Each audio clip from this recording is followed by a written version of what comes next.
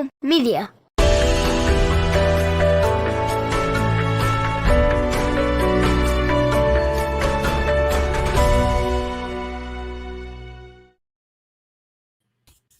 Hey, hello, everybody, and welcome to another episode of the Kansas Missing and Unsolved podcast. I'm your host, Ricky Chabruggi, and joining me, as usual, is Derek Elliford. How's it going down there in the Arizona location down there? It rains, so it's like humid here, so it's, feels like the South kind of, but not as bad as the South, but humid. And I specifically moved to Phoenix, so I didn't have to have humidity. But, whatever. It is what it is. How's everybody doing tonight? Yeah. Let us know where you're watching from and shout out howdies. And we got 85 people watching. That is crazy. That's the highest we've been in a couple of weeks, Ricky. Let's keep it going. Let's keep it going. Y'all share this show. Hey, Judy, how you doing out there in Let's Topeka? get this out to the masses. Let's go out to a lot of people tonight. Let's bring some people home, folks. I'm feeling good, Ricky. How you feeling? I'm not feeling too bad, really. Please mention Summerwell. She's the little girl missing from over back east, and we have covered her in the past, but we can sure bring her up again. That's not a problem. Hutchison in the house. What's up, Carrie? Rochelle in the house. Her case is getting lots and lots of coverage on YouTube by a lot of different YouTubers. I've been trying to keep up with Summer's case on YouTube with a variety of different channels. Are you familiar with the Truckers Missing Child Project? Yeah, I've heard of it. Okay. We should have them on sometime. Somebody from there. That sounds really interesting. Nevada, Missouri. Natoma, Kansas, Newton, Kansas, Lincoln, Kansas, Lauren, McPherson or McPherson, however you feel like pronouncing it. I pray Summer's case isn't going to wind up like Lucas's case either. Galesburg, Illinois. Wow, we're getting out there tonight, Rick. Illinois. Right. It's not Illinois, like I always say. It's Illinois. And Leanna Dawson says that she's the director of the Truckers Missing Child Project nationwide. Well, glad to have you here with us tonight. We'd love to bring you on anytime, literally anytime, and talk about your Melissa's here. Trisha's watching us on YouTube. Richfield, Kansas in the house. That's my old stomping ground. That's over by Elkhart. How you doing, Candace? Natoma. You know where Natoma is? I don't.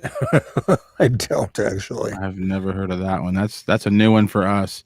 Yeah. Newton, Kansas. I love Newton. We got Lincoln. Great Bend, Wichita, Olathe, Edwardsville. Not sure where Edwardsville, Kansas is either. This is Christopher Under. He shows up every week. Yes, he does. Greatly appreciated too. Praying on Summer's case isn't like Lucas Hernandez. Yeah, for sure. Definitely. Leanne Dawson says they have hundreds of thousands of followers on Truckers Missing Child Project nationwide. Awesome. El Dorado in the house. I noticed there are new flyers from Topeka, Judy says. Yeah, I've done a few for Topeka this last week. Ottawa in the house. Junction City. We got Trisha, good old Trisha on YouTube holding it down. Folks, if you want to watch this show on YouTube, you can. That's where Trisha is. Yeah. Lexi. Mm-hmm. Hoisington. Wichita. There's too many tonight to keep up with. Omaha, Edwardsville, Olathe, Wichita, Great Bend. Wow, they're just pouring in, man. Goodland, Kansas. Ulysses, Kansas. We're going to talk a little bit about Ulysses later. We're going to at least cover Alexander's flyer again. A lot going on over there in Ulysses, but we have our thoughts and prayers with the family that they're going to get some closure. 100,000 followers. Lewisburg here. Shawnee. Fort Worth. Good old Fort Worth, Texas. Chanute, Hutch. Love to get down there sometime. Haven't been down there in forever. Thank you. I've got family that lives up in Paris, Texas, down there. Paris, and I got some in Dallas and some down by the Gulf. Hayesville. So Topeka. I do have family in Texas. Hayes. Jesse from Fort Worth. Hey, Jesse. Any word on Linda Dillard? She disappeared in Nebraska. We are going to cover her tonight because we did get some additional information over the last week. So let's just go ahead and talk about it, man. Okay. Let's see. They're missing from Table Rock, Nebraska since June 16th of 2021. 55 years old, 5 foot tall, weighs 130 pounds, brown hair, possibly dyed blonde. And then also information I learned she may be wearing a wig as well. So, Wow. yeah. She sometimes walks with a cane, has a medical condition that makes it difficult for her to walk long distances. She was believed to be on foot and is missing under suspicious circumstances. She does have ties to Hiawatha, Kansas area.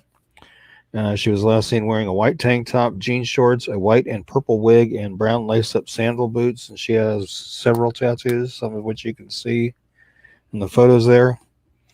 And yeah, the clothing information was the newest information I'd gotten, and the wig information, and then the walking with the cane and medical condition.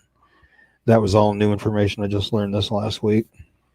If you have any information regarding Linda's disappearance or you know of her whereabouts, please call the Richardson County, Nebraska Sheriff's Office at 402-245-2479 or the Pawnee County, Nebraska Sheriff's Office at 402-852-2969 or calling the Nebraska Crime Stoppers at 800-422-1494, or you can go to the Nebraska Crime Stoppers website or their P3 Tips mobile app and submit anonymously that way as well. Linda says, I was in town the night that she disappeared. Wow. Really? Wow. So hopefully that new information will help shed some more light onto where she may be or where she may have been seen, knowing the clothing description and the cane information. Yeah. All right, folks, here's the deal. We got a lot of cases to get into tonight. For those of you that are watching us for the very first time, this is the Kansas Missing and Unsolved podcast. To the right, to your left, stage left, my right, stage right, I mean, is Ricky Tabruggi. He runs the Facebook page, Kansas Missing and Unsolved. He's been doing this for 8 years. 9 years. 9 years now, folks. 9 years. And we're going out to 115 people right now. Lord bless us. We're going to cover some cases and we're going to get into some stuff. As always, please tell us about the cases you want to cover in the comments, and we will pull up as many as possible. You're watching Kansas Missing and Unsolved podcast. We'll be right back. If you or someone you know is a victim of human trafficking, call the National Human Trafficking Hotline at 1-888-373-7888. And before I start covering Elia here real quick, I just want to say regarding Linda Dillard, if somebody could help me out with descriptions of her tattoos, that would be excellent and greatly appreciated. Okay, so now we're getting ready to do Elia Ramirez. Yep, Elia Ramirez. She's missing from Syracuse. Yep, she's missing from Syracuse, Indiana. She's been missing since April 27, 2021. She's 14 years old. She is 5'9" tall, weighs 138 pounds. She has brown hair and brown eyes.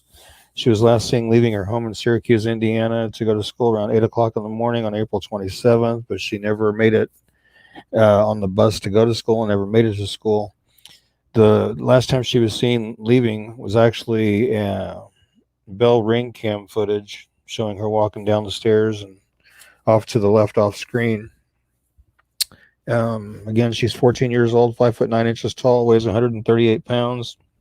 She has waist-length brown hair that could be either straight or have wave to it, and brown eyes. She was last seen wearing a black zip-up jacket, gray and white sweatpants, and a purple Nike backpack, which that picture on the far right-hand side is a screenshot from that bell ring footage, and you can see she's wearing a mask also. I do know that they feel like she's either in Marion, Indiana, Georgia, or possibly Palm Beach County, Florida. They have searched a residence in Palm Beach County. They didn't say whose it was, but didn't find her there. So they are still looking for her. They believe this is completely out of character for her. So if anybody has any information regarding Elia's disappearance or you know of her whereabouts, please call the Syracuse, Indiana Police Department at 574-267-5667 and see if we can help, get the word spread about her and help get her found and back home. She's got a lot of people worried about her and really hoping that she's safe wherever she's at. So let's see if we can't help get her found. It's terrifying. My niece is 14. I can't imagine her being out by herself. Yeah, definitely. Or with somebody that is telling her that it's okay to be with them. Yeah. And I see a comment down there from Shelley Trester. Unsolved Spring Hill. Whoops, I just took it right back off. Tanya Knight, 15 years old, 1996. We have covered her in the past, and we sure can do it again. Yeah. Get her up for the next show. Because that's another one that does need to be solved. Yeah, for sure. Misi says so scary. This is true. Yes. And again, post what cases you want us to cover.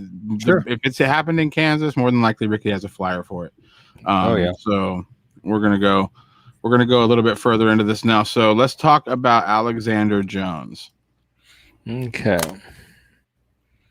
He is one that I have been asked to revisit and reshare. Missing from El Dorado, Kansas since June 5th of 2021. 15 years old. He's between 5'6" and 6 foot tall. Weighs between 120 to 130 pounds. Brown hair and blue eyes. Let's believe he still may be in the El Dorado area still, or he may be either in Wichita or possibly up in Nebraska. Again, he's 15 years old, 5'6" to 6 foot, weighs between 120 and 130, has brown hair that he has been known to dye in the past, and blue eyes.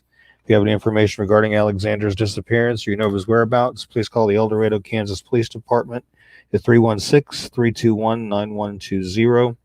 or the KBI at 785-296-4017 and see if we can't help get him found and back to where he needs to be, safe and sound. It's been about a month and 10 days. That's yeah. I don't know, man. Because we've seen, I don't know, I get worried, when it's, I understand. When I was growing up, you'd see people go missing for like 4 or 5 days. But, once you get to that month point, you start to get like nervous. But we've seen just in the last couple of weeks, we've seen people come home after like months, like I just hope wherever Alexander is, he's at least somewhat safe. Yeah. And here we have a comment from Katie Eilerman. Do you alert the local YMCA so if they check in at the front desk? Actually, no, I've never done that. I've never actually doing that before. That's a good suggestion that I will keep in the future. So, thank you, Katie, I appreciate that.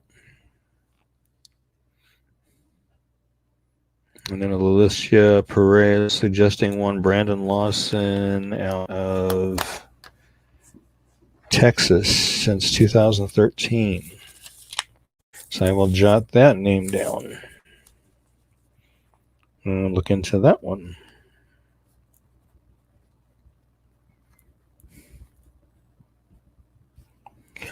Okay, so this next case that we're going to talk about, y'all. Okay. Yep. Ricky is have been excited about because we have never had a color picture of this next case that we're covering. Yeah. But now we actually have a color picture, and this is an older case. But Ricky, tell us a little bit about Andreas. Andreas Martz. Yeah, I've always had a black and white photocopied version of that photo, so I was pretty excited to finally latch onto a color one. But he's been missing from Leavenworth, Kansas since July 16th of 2010. When he went missing, he was 25. He would now be 36. He's 6'2", weighs 169 pounds, brown hair and brown eyes. Andreas was very agitated and delusional and told his loved ones he was going to cleanse himself in the river for God. His car, shoes, and wallet were later found near the boat ramp at Riverfront Park in Leavenworth. He's never been heard from again. At the time of his disappearance, the Missouri River, which runs through the city, was higher than it had been in decades. The flooding ultimately killed dozens of people. Because of the circumstances of his case, authorities believe that he is deceased. He also suffers from schizophrenia and has been released from the hospital shortly before his disappearance. He also has Parry-Romberg syndrome, a rare disease that causes progressive shrinking and degeneration of the tissues beneath the skin on one side of the face. He's undergone multiple reconstructive surgeries as a result of the condition. Andreas may have surgical screws and hardware, wires, and bone fasteners on his upper and lower jaws, as well as dental anomalies, and his face may appear deformed. If you have any information regarding Andreas' disappearance, you know his whereabouts, please call the Leavenworth, Kansas Police Department at 913-651-2260 or their anonymous tip line at 913-682-2583 or the KBI at 785-296-4017 and see if we can't help generate some information to get him found back where he needs to be as well. Yeah. Somebody actually just asked if we'd cover it right when you started talking. But yeah, so these always hit close to home to me because, obviously Andreas was not in a good place mentally. He was not doing well, saying some pretty off the wall stuff, and I just feel bad, because I know that he's not the only one out there that's struggling with mental illness and doesn't really get a lot of help for it, so that's really sad. If he'd gotten that water, then people don't realize how deadly water is. Wow. Anytime the water rises, just like I said it was responsible for dozens of deaths. Mm-hmm. So you would think that if the river got up, you just wouldn't go near it. Most people probably wouldn't, but apparently every time there's a large water increase, people fall in and people die. You know what I'm saying? So water is very dangerous, and so if he got into that river and it was really active, that's really scary. But I think the main thing to carry from this is if you're feeling not well mentally, or if your friends or family are saying some pretty off the wall stuff, I encourage getting help. Just get help, because that's you don't want to, this is just a sad story. Somebody who kind of went off the rails a little bit, and now we don't know where they are. So that's just, I wish he would have got the help he needed, back then. Right. Definitely. She says, I lived in Leavenworth my whole life and I have never heard of this case. Wow. That's amazing. Annalie's reading our mind here. I know, right? Yeah, let's go ahead and talk about Kenny. Yeah, man from my hometown here. He's been missing from Salina, Kansas since November 4th of 2019. He was 69 when he went missing. He would now be 71. He's 5'9", weighs 175, has gray hair and blue eyes. He does suffer from diminished mental health capabilities, and he's on disability, but he has not tried to access his funds since he was last seen. He may have family up in the northwest Kansas, part of Kansas, possibly around Colby. He does not have a cell phone or a vehicle or any identification. There's been some speculation of whether he had a bike or not, and from what I had originally been told was his bike was stolen. But one of the past shows that we did where we covered him before, somebody said he'd gotten a new bike, so I don't know for sure on the bicycle part of it.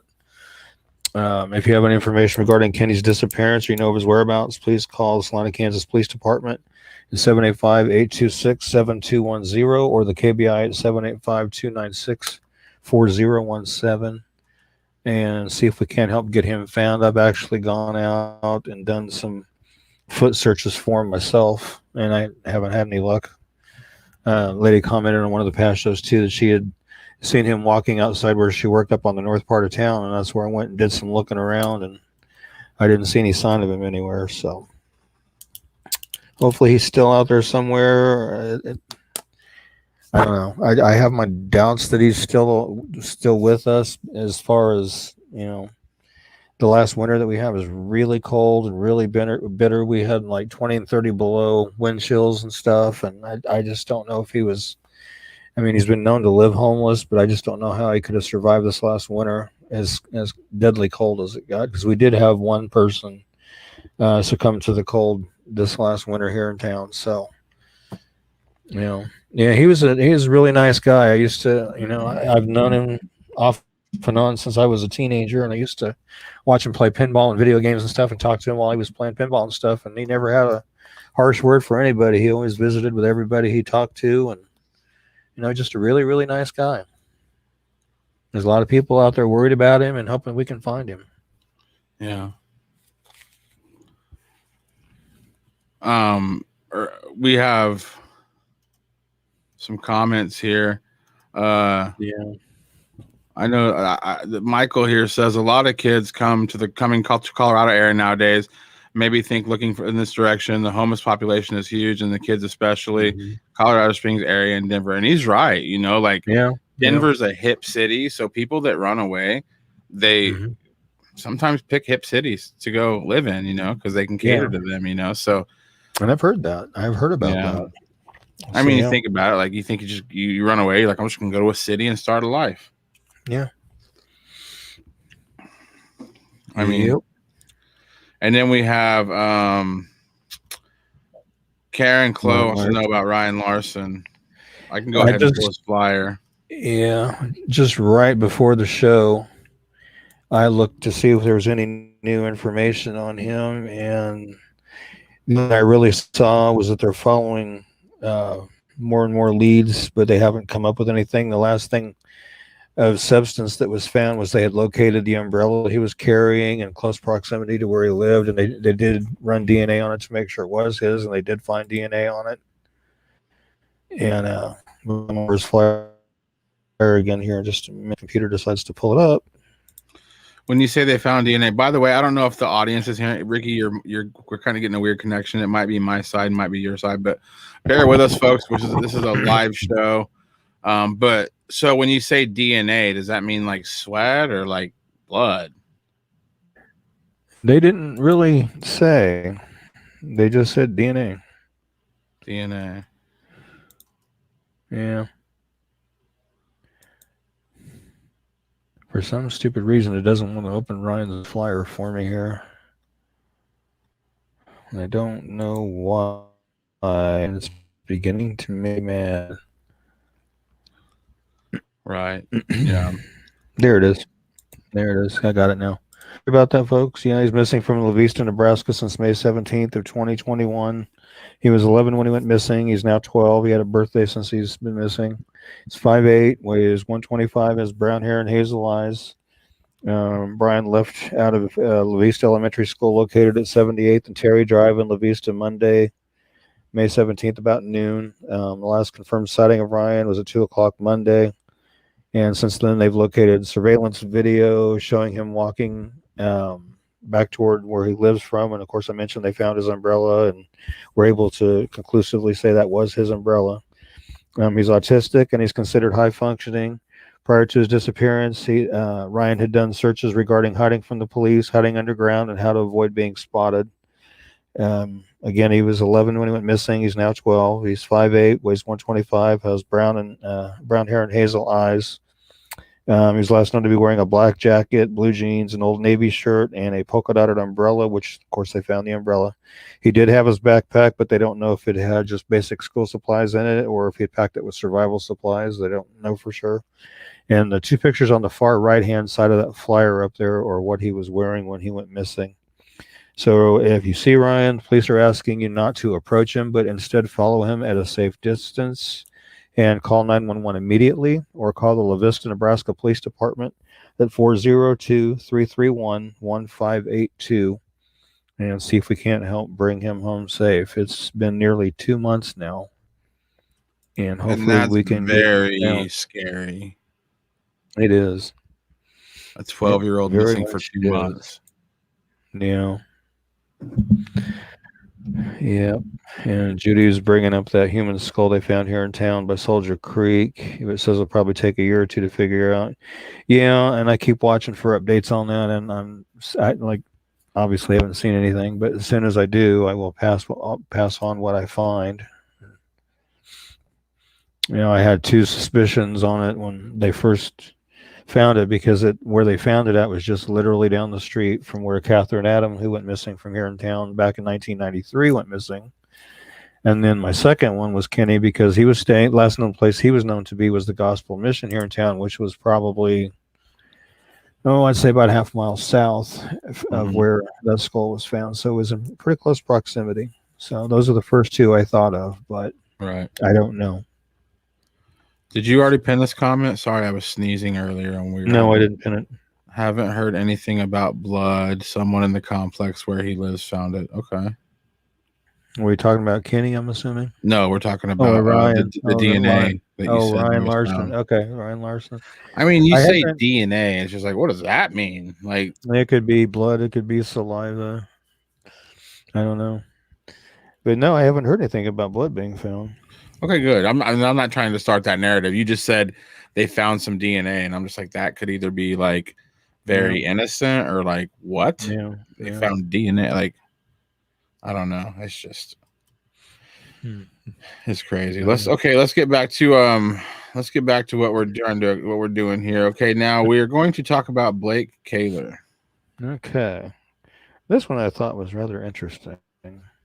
He's actually missing from Billings, Montana since June 30th of 2021. He's 15 years old. He's 5'10", 300 pounds, brown hair and brown eyes. It's believed that he may still be in the local Billings area, or he may be in Kansas, they're thinking. Again, he's 15 years old, 5'10", 300 pounds, brown hair, brown eyes. If anybody has any information regarding Blake's disappearance or you know his whereabouts, please call the Billings, Montana Police Department at 406-657-8200 and see if we can't get him found and back to where he needs to be. I actually had to make a correction on the height and weight because I was originally told he was like 5'7", 200 pounds, but I was contacted today and said, no, that's not right. He's 5'10", 300 pounds. So, I mean, he looks like a big kid, like maybe, football, wrestling. He reminds me, my son's only 5, so he's nothing like him, but like my son's like a big kid, Yeah. I was telling him, I was like, you're going to have to be the peacekeeper. I was like, they're going to look to you to be like, I was like, but yeah, I mean, I don't know. Why, what's the Kansas connection? I don't know. I was never given that information. I don't know if he has family here, friends here. I would assume one or the other, but I don't know. Or maybe even a parent here. I don't know. Then, like I said, that information was not provided to me. Well, I wish it would have been. That would have been nice to know. Billings, Montana. Yeah. Seems like a pretty far away long ways from Kansas. Yeah, and I actually have family in Montana also. From what I hear, Montana's beautiful. I've never been there. I would love to go check it out up there in the mountains and stuff. That'd be really cool to see. Well, we'll take the show on the road. We'll go to Montana. Now, we actually have 2 Blakes on the show tonight. We have another Blake Pope. Oh, yeah. Okay. Wichita, Kansas. Yeah, Blake Pope missing from Wichita since June 6th of 2021. 15 years old. He's 6 foot to 6'3", 180 to 200 pounds, brown hair and blue eyes. It's believed he could still be in Wichita or it could be in the Hutchinson or Kingman, Kansas areas. He may wear glasses, and he does usually wear a hoodie. I wouldn't think he would when it's 100+ degrees, but who knows? If you have any information regarding Blake's disappearance or you know of his whereabouts, please call the Wichita, Kansas Police Department at 316-660-9456 or 316-263-6011. Yeah. Or the KBI at 785-296-4017 and see if we can't get Blake found and back to where he needs to be. And Blake, if you're watching this, give somebody a call, let them know where you're at so they can come get you and get you back where you need to be.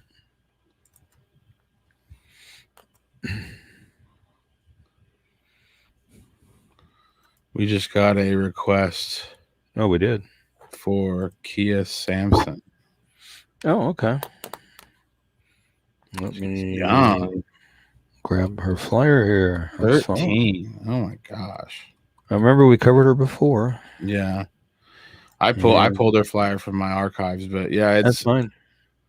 I'm trying to find her flyer, so but that's only going on a month. So I think we cover these cases every week, and then I always just figure like most of them, because we have a lot of located safes, and you want to have a special place in your heart for every kid we put on this, and I want to find them all. But there's about, I was telling Ricky, there's like 800 kids on my, I was like, there's a lot of flyers here. So I know we covered this, but I didn't know that she was still missing. So yeah, catch us up. Well, I want to find out if she is, because I had been told that she had been located, and I had updated her flyer to located safe. Okay, so that's what I'm saying. Like, click over to KBI. We're gonna pull her flyer down for a second, just to see if she is in fact missing. Thank you for stopping by and saying that.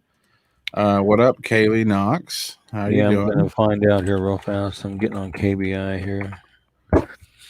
And we'll find out, folks. We'll find out. No, they don't have her listed on KBI, so she's not listed as missing with any law enforcement agency at this point. So okay. Well, tell you what, Haley, we'll reach out to whoever our contact was with on that one, and we'll double check this week. But as of right now, we don't want to throw her picture up because if we don't have from law enforcement that she's missing, we don't want to embarrass her or anything, you know. Right. But thank you for stopping by, and thank you for letting us know that there is a potential that she may not be, you know, or maybe she just recently, within the last little bit, ran and it just hasn't made it into the system yet. Possibly, I don't know. Thank you for pointing that out. But yes, thank you for letting us know, and I will see what I can find out. Let's talk about Brooke Reese. Okay. Let's see here. Clinton, Missouri. Wow. Okay. We're leaving the state of Kansas quite a bit tonight, Rick. Yeah. She's been missing since June 9th of 2021. She's 26 years old. She is 5'5", 180 pounds, black hair and brown eyes. She was last seen on the 21st in Belton, Missouri, but has since left that location and left her belongings and cell phone behind. She was last known to be in a gray Dodge Neon with Missouri license plate number LE6H3F. She had been battling mental illness and is probably not in a clear state of mind, according to family. If you have any information regarding Brooke's disappearance or you know her whereabouts, please call the Clinton, Missouri Police Department at 660-885-2679 or call the Missouri State Highway Patrol at 800-525-5555 or on cell phone at star 55. And see if we can't get her found and back to where she needs to be.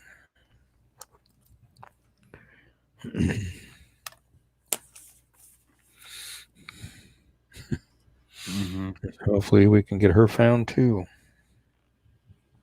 Yeah. She's 20. You know, that's, I don't know. It's just, that's not like your typical, you know, that's anytime it's like an adult running away, it's just like, oh, that's not good. Because we understand why young people take off. Right.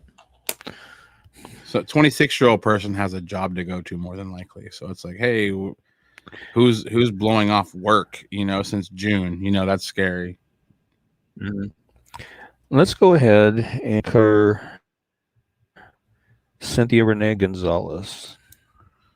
Cynthia Renee Gonzalez. Okay, I can go ahead and pull that one right now. Yep. Let me see. Yeah, this is an unsolved homicide, actually, is what this one is.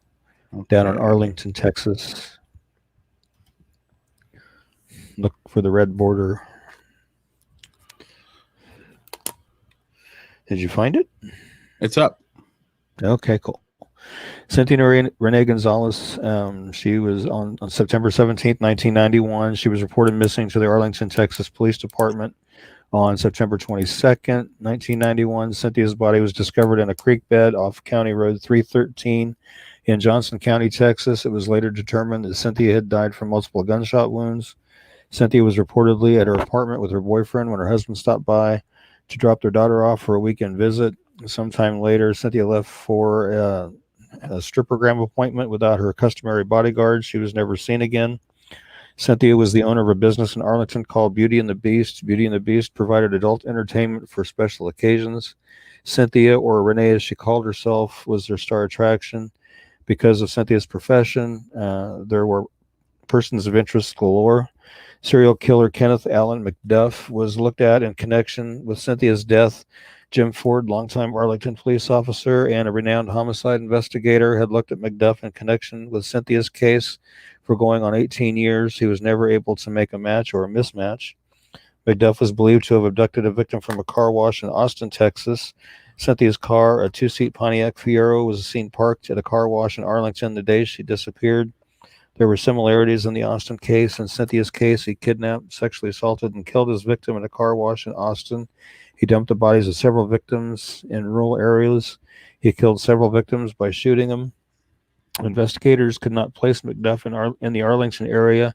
It could not determine whether he was out on the streets at the time, but could not find him as being incarcerated at that time either. Other persons of interest have come up, but have been cleared as well. If anybody has any information regarding Cynthia's death, please contact Sergeant Brian Jones at 817-459-5772 or brian.jones at arlingtontx.gov. If you wish to remain anonymous and possibly receive a cash reward of up to $1,250, call Tarrant County, Texas Crime Stoppers at 817-469-8477. And I did do a pretty deep dive into Kenneth McDuff. I watched a multiple part series on a YouTube channel that really deep dove into his case and his life and crimes and everything. And I think there's a strong probability that he might be involved in her case. But like I said, they've never been able to prove it. They've never been able to disprove it.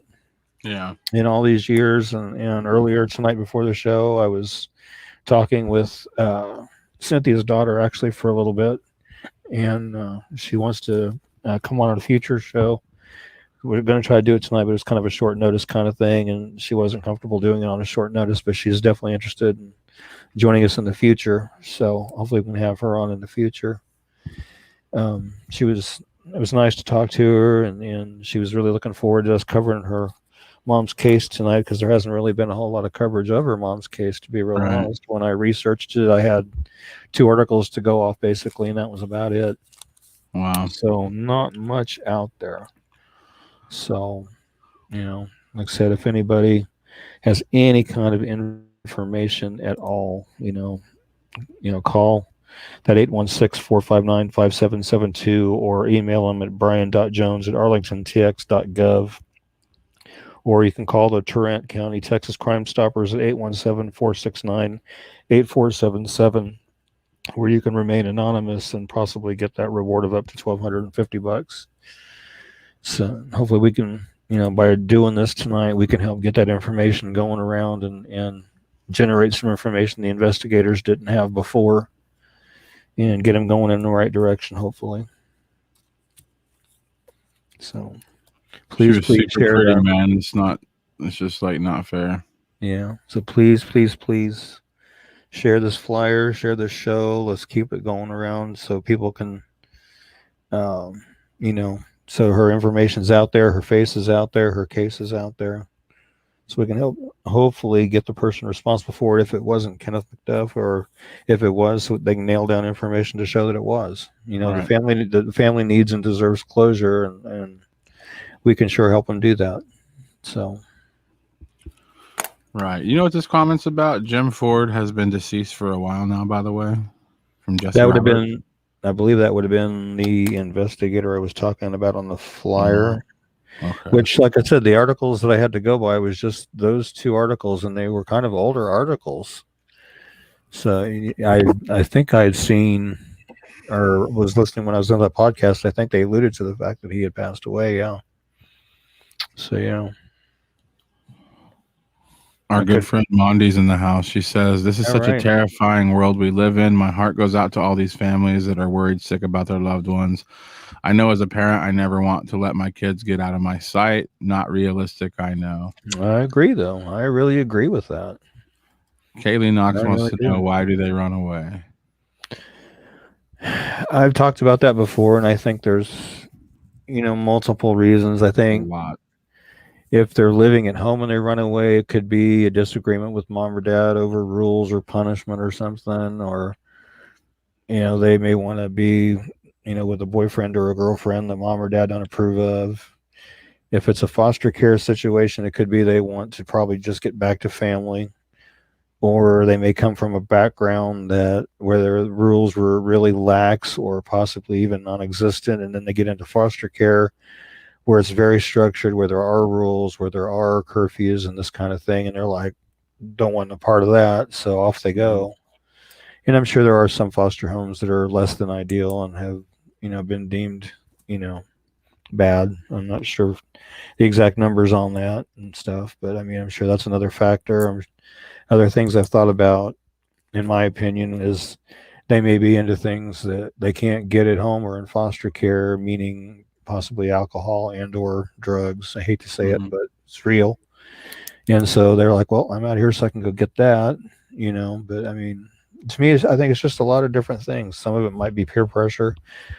And I've also talked about too, that this day and age with the internet, with cell phones and all that, even though they call them a runaway, do we know for sure they actually ran away, or are some of these cases where they coerced or groomed into leaving? I mean, that's another real thing and a real possibility that has to be taken into consideration, when talking about runaways.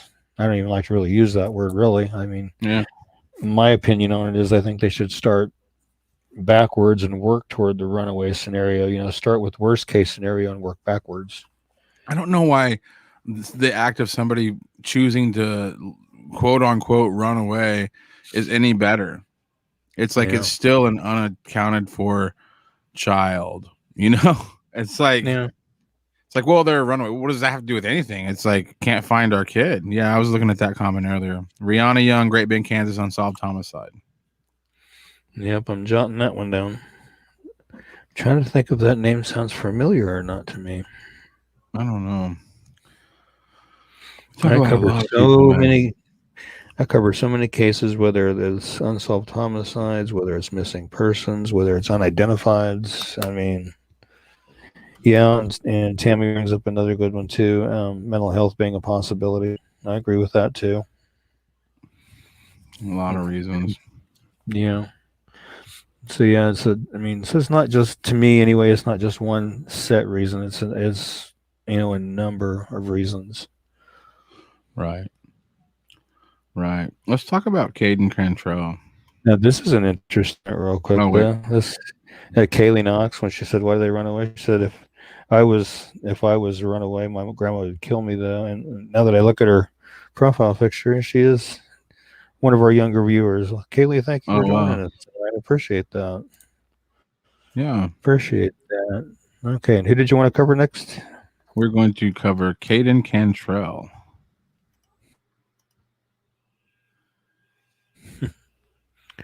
There you are. Okay, he's missing from Wichita, Kansas since June 29th of 2021. He's 15 years old, 5'8", 130 pounds, blonde hair and blue eyes.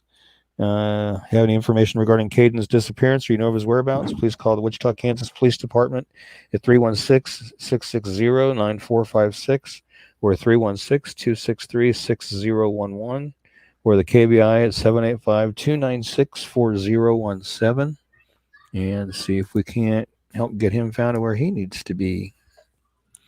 Here you go. Check this comment. Hey, Colleen. From your old stomping grounds. Oh, cart. Yeah. Excuse me. Look at this one. Jesse Roberts. Thanks so much for putting my mom's story out there, and I'll be in touch. And that would be Cynthia's mom or Cynthia's daughter. Karen says, "You're very welcome, Jessica. Is a scary thing." And Jesse, I look very forward to talking to you some more. I say, oh yeah, it is a very scary thing. Yeah. I was listening to another podcast today while I was doing some updating on some located safes. And it was from the lady that founded and runs Shared Hope International, which is an organization that combats human trafficking. And she's talking about so far they're up to episode 4 on her podcast. And the first 3 dealt with a lot of stuff that goes on with trafficking in like India. But this last episode, the 4th one, talked about a Kansas case. I'm going to have to go back and listen to it to get the gist of it all again, but it was referring to a Kansas case. So, right. Yep. It is very scary, and sadly, it's very real. Yeah. Like you hear about like once every 2 months, you'll be like, oh, they broke up a ring, and then you're just like, that's just the one they found. Yeah. Like, or they do a sting and they arrest X number of, I don't know if it's traffickers or Johns or a combination, but it's bad X people. Number. Yeah.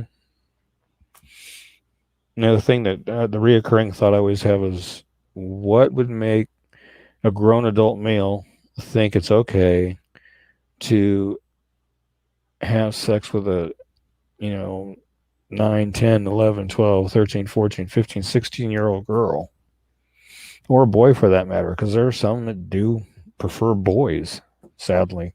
I think it's I don't know. I think it's somewhere in between of mental illness and learned behavior, but I am not a doctor. That's just I think it's one of those things that it's a vicious cycle of, a lot of abusers or former victims, and the truth is, that's a part of society that we have yet to figure out what to do about.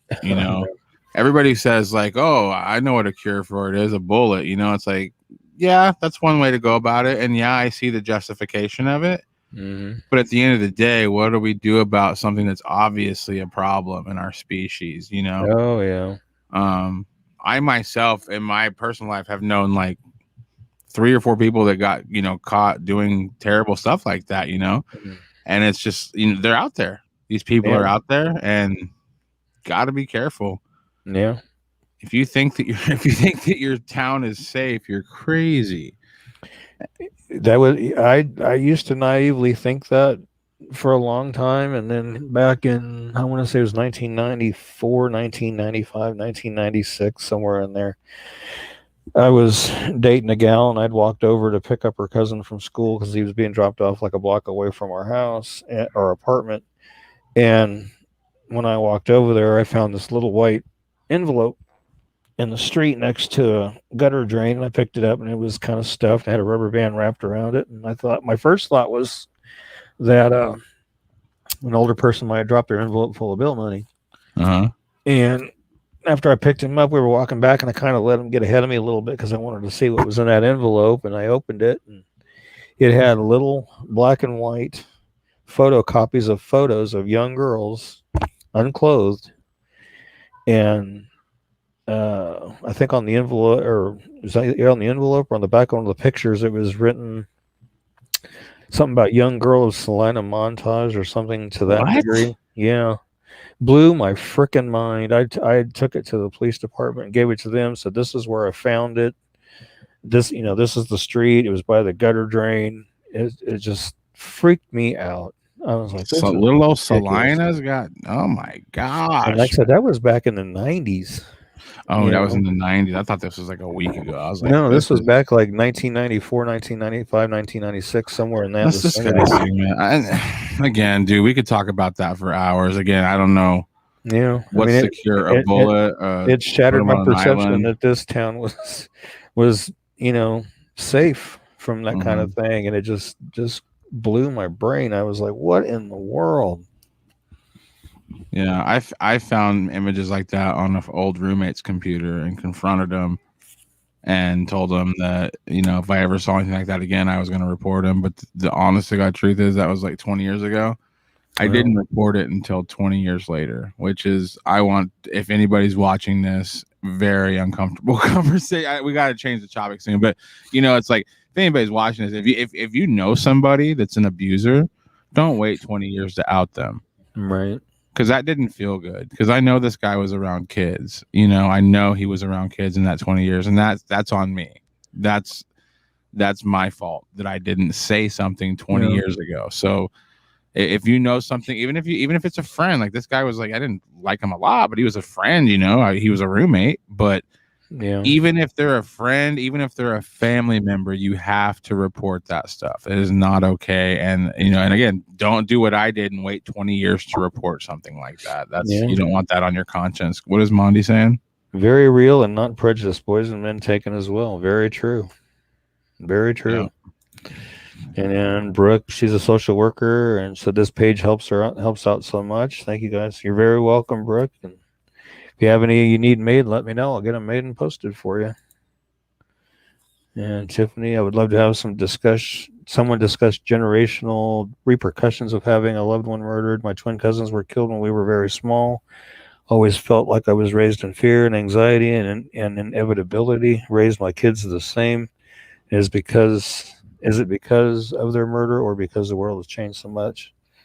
Tiffany, I believe that you need to be a guest on this show, I guess would be the best answer for that.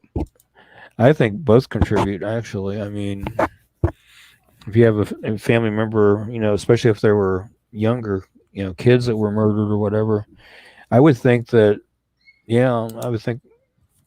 that would play a huge part in it, of the way another family member would raise their kids for fear that it's going to happen again, But I don't know. I'm not a psychologist. I'm not anything like that. But yeah, I've interviewed a lot of surviving members of people who lost somebody tragically, and I hate to, you probably already know this, but you'll never be the same. It'll never go away.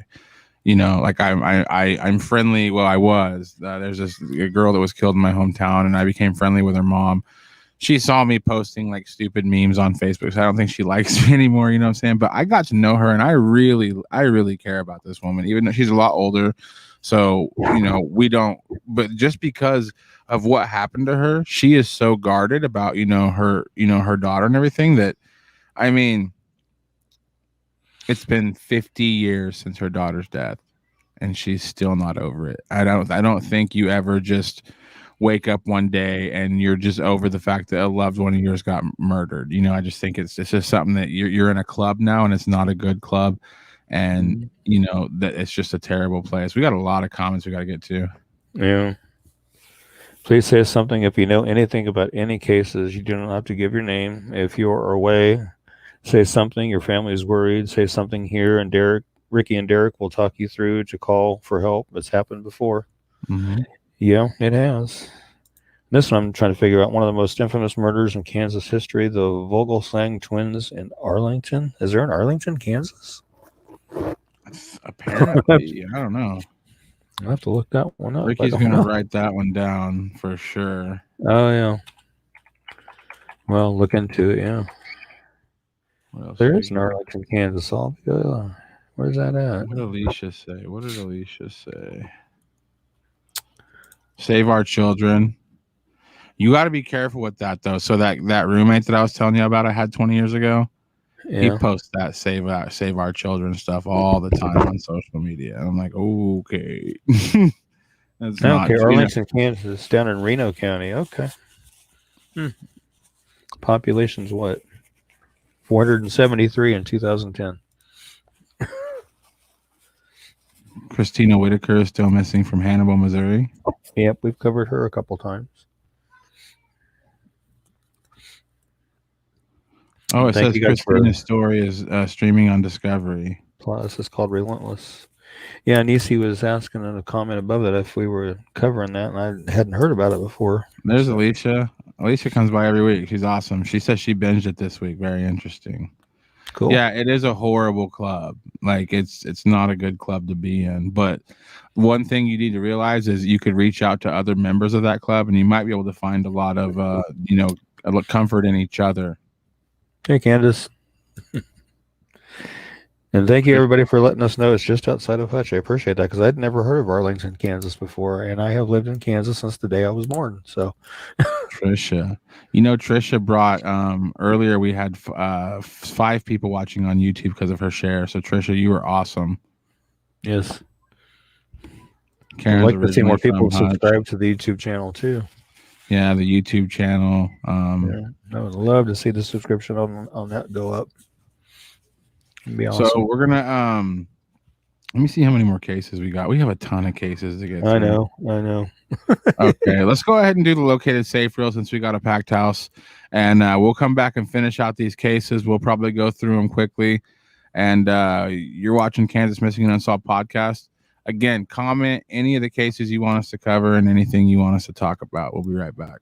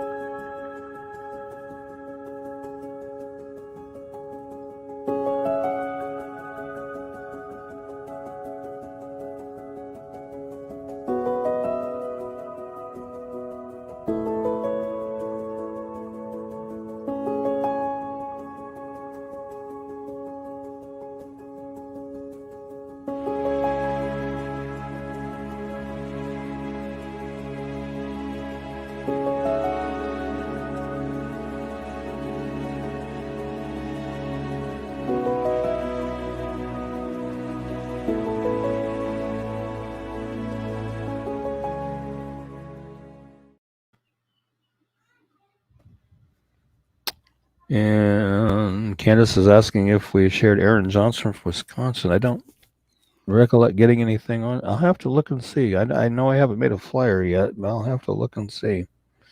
But we're going to cover Guadalupe, Gonzalez. Well, did we cover Christina Gonzalez? We did, right? Yes. No, we didn't do So, Christiana. no, so we'll do Christiana first. Oh no, we did. No, we didn't do. Okay. No, we didn't. I'm all confused. She's missing from Topeka. Yeah. She's missing from Topeka, Kansas since June 29th of 2021. She's 16 years old. She is 5'2" to 5'3" inches tall. Weighs between 150 and 160 pounds. Brown hair and brown eyes. If you have any information regarding Christiana's disappearance or you know her whereabouts, please call the Topeka, Kansas Police Department at 785-368-9247 or 785-368-9551 or 785-368-9200 or the KBI at 785-296-4017 and let them know where she may be. Or Christiana, if you see this by chance, give somebody a call and let them know where we are so they can come get you and get you back where you need to be. Yeah, it's time to do that. Yeah, I'm glad they got another one of those hub cities where there is a lot of foster parents. You know, we don't know if that's her situation, but usually you see Topeka, Wichita a lot on here. Mm-hmm. Let's talk about Guadalupe. Okay. Another Topeka. Yeah. As far as I know, no relation. She's been missing since June 27, 2021. She's 17 years old, 5'3", 220 pounds. She has dark brown hair that was last known to be dyed green and dark brown eyes. It's believed she's still in Topeka. If you have any information regarding Guadalupe's disappearance or you know her whereabouts, please call the Topeka, Kansas Police Department, 785-368-9247 or 785-368-9551 or 785-368-9200 or again the KBI 785-296-4017 and see if we can't get her back to where she needs to be and make sure that she's safe. And Guadalupe, if you hear or see this show, you know, give somebody a call, let them know where you are so they can come and get you. Yeah. And Karen's asking an interesting question that I don't have an answer for. Is there any data to show how many of these cases are along the interstate system? I haven't seen any. I haven't heard of any, but doesn't mean it's not out there. Just I don't know for sure. That's something I'll have to look into, though. Let's talk about ISIS. Okay. And I've done a flyer for her before, but again, she went missing again. And I'm trying to find her flyer here. Olathe, Kansas. Yeah. Since July 8th, so just about a week ago. Yeah, Olathe, yeah. I just had it and I missed it. Okay, there we go. Since July 8th of 2021, she is 18 years old. She is 5'3" to 5'4". She weighs 230 to 240 pounds. She has dark brown hair and brown eyes. It's believed she may still be in the local Olathe area or that she may be in Wichita. If you have any information regarding ISIS's disappearance or you know of her whereabouts, please call the Olathe, Kansas Police Department at 913-782-0720 or the KBI at 785-296-4017 and see if we can't help get her found back to where she needs to be. Or, you know, being that she's 18, at least, you know, ISIS, at least call someone, let them know that you're safe and, you know. Did you notice she didn't put her age on there? Yeah, I just noticed that when I was reading it. I got it down on the body of it, but I don't have it at the top. I don't know why I did that. Shocked. Shocked you made a mistake. Hey, I'm not perfect. I'm not perfect. Yeah, but you don't mess up very much. No, I don't. I get irritated with myself when I do. Well, you know, you only made like 1 billion flyers a day, so it'll be all right. We'll take the one mistake. Mm-hmm. Let's talk about James Hubbard. James Hubbard. This dude's got some bangs, man. Yeah, we're going down to Pittsburgh, Kansas for this one. Missing since Kansas. Yeah, missing since June 18th of this year. He's 16, 5'5", 160 pounds, sandy brown hair and hazel eyes. It's believed he may be with Matthew Messer, who is also considered a missing endangered. It's believed that they may still be in Pittsburgh or in Weir, Kansas. If you have any information regarding James's disappearance or you know of his whereabouts, please call the Pittsburgh, Kansas Police Department at 620-231-1700 or the TIPS hotline at 620-231-8477 or the KBI at 785-296-4017. and see if we can't get James and Matthew back to where they need to be. Make sure they're safe and all right. And we'll go ahead and cover Matthew next. Yeah, let's go ahead and do that one since they're believed to be together. Yeah. Okay, let me get his flyer up here. We've covered him before when they thought he was with somebody else, but now it's changed. Missing since June 23rd of 2021, 15 years old. He's 5'8", weighs 155 pounds, blonde hair and blue eyes. It's believed that Matthew may be with James Hubbard, who is also considered missing and endangered. It's believed that he or they may be in the Pittsburgh area or the Weir, Kansas area. If you have any information regarding Matthew's disappearance or you know of his whereabouts, please call the Pittsburgh, Kansas Police Department at 620-231-1700 or the TIPS hotline at 620-231-8477 or the KBI at 785-296-4017 and see if we can't get him back to where he needs to be. And make sure he's safe and okay as well.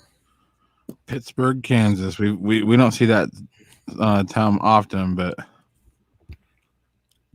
yeah, I don't know. I think there's something going on in Pittsburgh, man. Yeah, I don't know. There's something going on down there. Yeah, I don't know. What about Jasmine Irvin? July 9th. Yeah, from Wichita, Kansas since July 9th of 2021. She's 16 years old. She is 5'2", weighs 189 pounds, has brown hair and brown eyes, and she may be wearing eyeglasses, as you can see in a couple of the pictures there.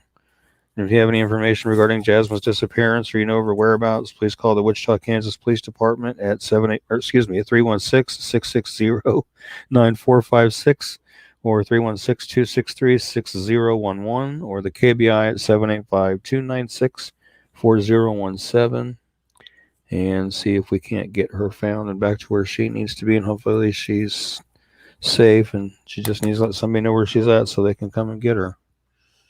Get her back home. Another city we see often. Yeah. And the only reason we're going through these kind of quicker is because we try to keep the show at an hour for podcast reasons. So we are pretty much out of time, but we're going to cover everybody, obviously. Tell us about Kayla Titus. Now, we have made a flyer for Kayla before, right?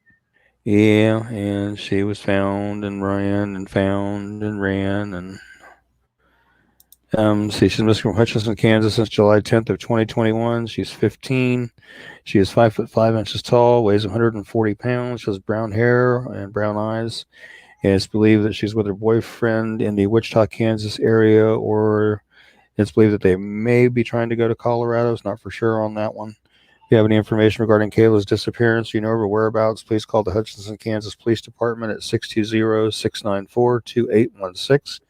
or the KBI at 785-296-4017 and see if we can't get her found again and back home where she needs to be. So how old's his boyfriend? I'm not 110% sure on that. Doesn't sound good. No. Doesn't sound safe. Hutchinson, Kansas, if you've seen Kayla, Yeah. Call the numbers or just message Ricky on KMU. He knows how to contact these investigators that are looking for these people. So if you're ever in doubt, you don't remember any of the numbers, just contact KMU and say, "Hey, I saw Kayla Titus at this place." Yeah. Ricky will get that message to the right person. Right. Let's talk about Michaela. Have we covered her before? I'm not sure. I can't remember. I don't think we've covered her. You gotta like the hair though. Mulvane, Kansas. Yeah. Been missing from Mulvane, Kansas since June 29, 2021. She's 17 years old. She is 5'10" tall, weighs between 165 and 190 pounds. She has blonde hair and blue eyes. It's believed that she may be with her boyfriend living in a tent in an unknown location. Wow. Yeah. If you have any information regarding Michaela's disappearance or you know her whereabouts, please call the Mulvane, Kansas Police Department at 316-777-4262 or the KBI at 785-296-4017 and see if we can't get them found and back to a safe location. She's tougher than me. I'm not sleeping outside in Kansas in the summer. I know, right? And I don't have any information on who the boyfriend is at all. I wasn't given that, so I don't know on that. I'm always assuming these boyfriends are like a little older than they need to be. Yeah. You know what I mean? Like, last girl's 15, this girl's 17. Like, I just assuming, and maybe you shouldn't assume. You shouldn't assume. I'm gonna shut up. You know, you just like, if the boyfriend's obviously not doesn't have their interest at heart if they're with them on the lam. You know, it's like a real boyfriend would be like, okay, this isn't the way to do it. We need to, like, you know, get you somewhere safe. And I don't know. It seems predatory kind of. We got one more case to cover. We want to appreciate everybody coming out. We do have a ton of comments to get to, but we're going to go ahead and cover this last case real quick. Ricky, tell us about Sladen Caps. Yep, Sladen is missing from Wichita, Kansas since June 26th of 2021. He is 12 years old. He is 5'4", weighs 125 pounds. He has blonde hair and blue eyes. He was last seen at approximately 9 o'clock the morning of June 26th. If you have any information regarding Sladen's disappearance or you know of his whereabouts, please call the Wichita, Kansas Police Department at 316-660-9456 or 316-263-6011 or the KBI at 785-296-4017 and see if we can't get him found and back to where he needs to be. Definitely. Right. And we do actually have one more we want to talk about, and that one's Kinsey Renee Aubrey. Oh, yeah, I need to pull that. Okay. It's the one that they identified as the remains found in Grain Valley, Missouri. That was a bad deal. So what do we know? This article Well, this article, according to KCTV5, says they were led to remains buried on a property of a home in unincorporated Jackson County outside of Kansas City, Missouri, by a teenager who has accused the homeowner of sexual abuse. The Kansas City Star, citing court records, reported the teenage girl told the homeowner that he had killed a woman and hid the body. He also showed her photos of a woman's dismembered body. The girl told investigators. Independence police announced Wednesday that they had found human remains on the property near Grain Valley amid a missing persons investigation. They identified the body today as Kinsey Renee Aubrey, 32, who was last seen in Independence, Missouri in October 2020. The homeowner, 40-year-old Michael Hendricks, has not been charged in the case of the remains found, but he has been charged and is being held on a $500,000 bond on counts accusing him of sexually abusing the girl who reported the body to police. And I did find out through other information and articles that back in April, he had been arrested and charged with various child sex crimes and had actually bonded out at that point. So that was after he had already killed, or already after, I shouldn't say he, because he's innocent until proven guilty, but that he was bonded out after. But he's not innocent because he bonded out for sexual crimes with a child. So this guy's not innocent of anything. I'm not talking about the murder. Well, that'll all come out in trial. Why was this guy walking the streets? He's like, well, we caught him doing sex crimes with children. Let's go ahead and let him out. I mean, look, this girl's dead because this guy was out of jail. I mean, we got a broken system, Ricky. We have a guy who has a sex crime with children, and we let him out of jail. You know, it's saying this girl's dead. Well, like I said, her remains or last time she was seen was in October. He was jailed in April and bonded out in April. So, I mean, of course, it's hard to say. The investigation is just going to have to go forward and see what they can find is all. Right. You know. I just hope there's not previous reports of him going to jail for stuff like that. I just don't understand how whenever you go to those registry maps of your neighborhood, you type in your zip code and your neighborhood looks like a pepperoni pizza with all the red dots of people that are offenders. I just don't understand how it's why are they out? I don't understand it. Yeah, because he had been charged back in December of 2020 and October of 2020 of enticement or attempted enticement of a child less than 15 years old, felonies, child molestation, third degree, child less than 14, felony. Sure, let's bail him out. Let's just give him another shot. What are we talking about? This is crazy. Yeah, 2 sexual misconduct, first degree, first offense misdemeanors. Let's see. What's the other one here? Tampering with physical evidence in felony prosecution, tamper or attempt to tamper with a victim in a felony prosecution, 3 counts of that. So, yeah. I agree. Something needs to be fixed, but like so all these, I just don't get it. I just don't get it. Christy Bellstar from Ponca City hanging out. We got Tasha Cosner from Sedalia. Alicia, way too young to be in Wichita. Yeah, there's just some older comments. Just want to go through these real quick. Yeah. So many young kids. But I definitely want to say my thoughts and prayers go out to Kinsey Aubrey's family and friends, and having to learn how she was found is just terrible. Just terrible. I like where Mondi's coming from. There's a special place in hell for him. Definitely. Right. So I'm assuming that's what I'm assuming. I don't know for sure. I just know what it reads on what I was sent. So we're not done. I'm not done. Yeah, and Roxanne Fisher is asking, was there something new on Alex Perez? You know, it just depends on we've been talking to the family and stuff. There's nothing that we're gonna share. But let's just say that whenever Alex's mom showed up here and she said that, she had been talking to the detectives and they said that they had some news and stuff. There's been a lot of developments, nothing that's, been made public or anything, nothing that's just like, oh, I gotcha or anything like that. All I'll say is, Alexander, it doesn't look great for him, being it's been since December, nobody's seen him. And it doesn't seem like that there's a ton of hope that, he's still with us. But other than that, there's not a lot in the cave with nobody. We still just know that Alexander Perez has not been seen since December 1st, 2020. That's all we know. Yeah. All right. You want me to go ahead and. Yeah. And I will say this, I fear for the people. If anybody did something to Alexander, I fear for those people because I've been on the phone with Alexander's family and they have turned into a little detective team and they are not going to stop. So if you're watching this and something happened and you had something to do with it, I just want you to know that you have a group of people that you have angered, you have wronged, and they are not going to stop. So go ahead, Ricky.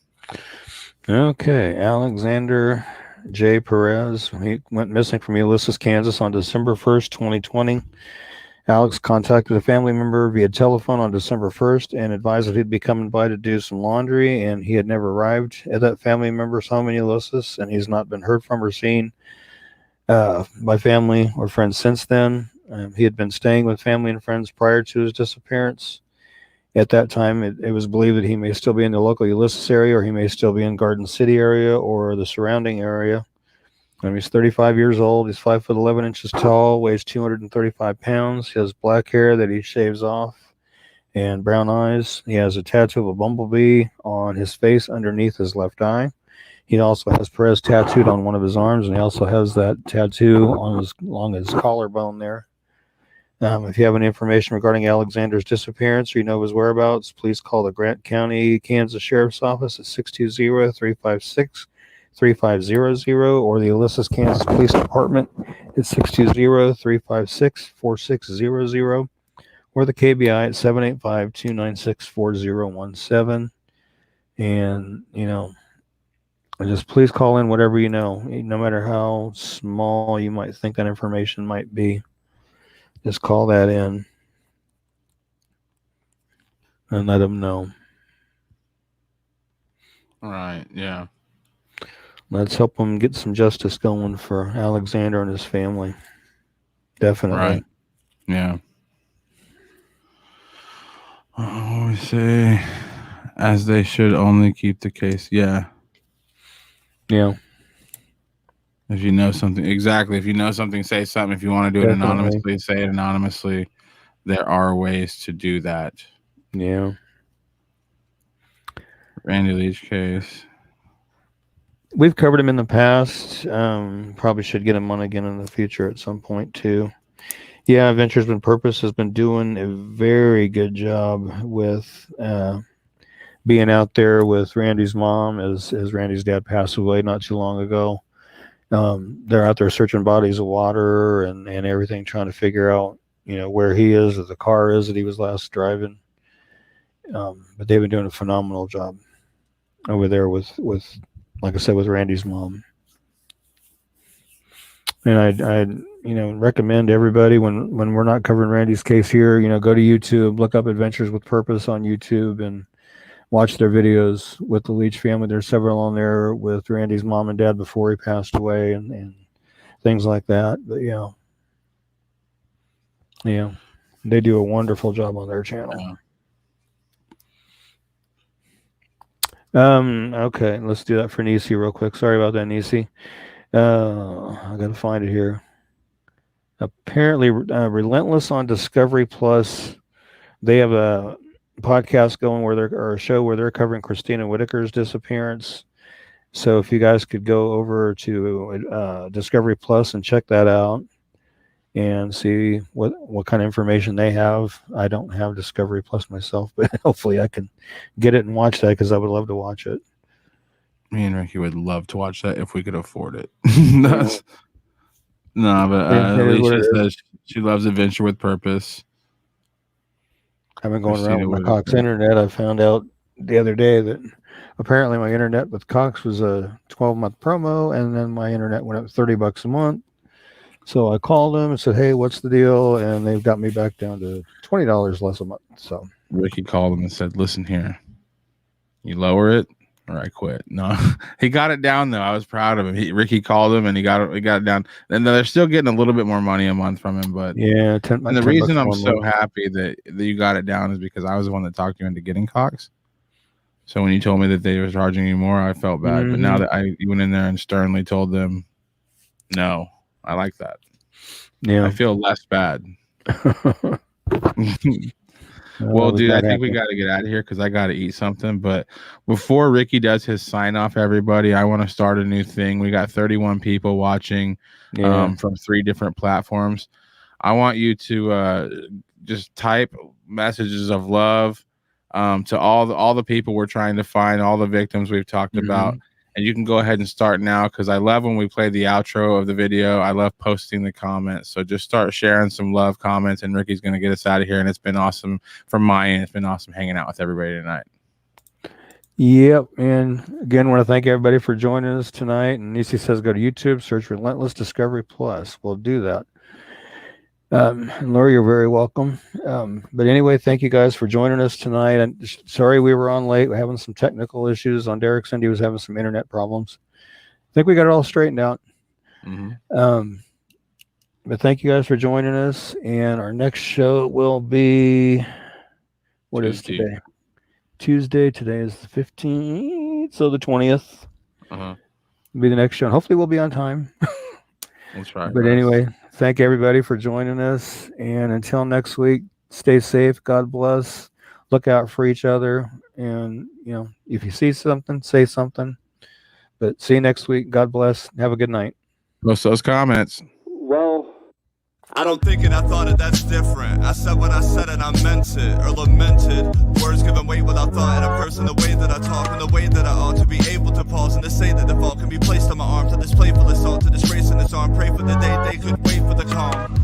You can't control the storm, only weather it, whether it's 5 weeks and 5 days of rain sideways, or scorched earth, search for death, or water left with all the thorns, with the petals gone, settle on the breath of autumn. If the crown fits, wear it, the crown